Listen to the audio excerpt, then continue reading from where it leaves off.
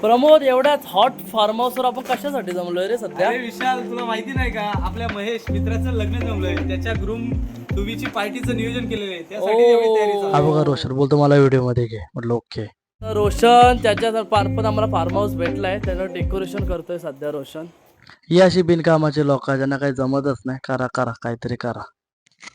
प्रत्येक जण काहीतरी काम करत होतं, म्हटलं आपण तरी मागे कशाला, म्हणून मी पण डेकोरेशनला मदत केली.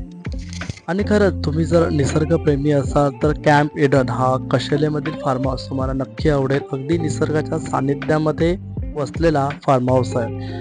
तत्पूर्वी या ठिकाणी आमच्या महेश मित्राच्या केलवणाची म्हणजे जेवणाची तयारी होत होती.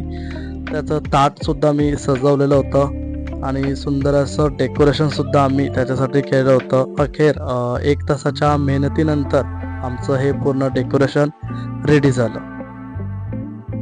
आणि त्यानंतर आमचा नवरदेवाची एंट्री या ठिकाणी होतीये. त्या ठिकाणी त्याची मित्रमंडळी सगळ्यांना व्हिडिओमध्ये यायचं होतं, म्हणतात आम्हाला सुद्धा व्हिडिओमध्ये यायचं.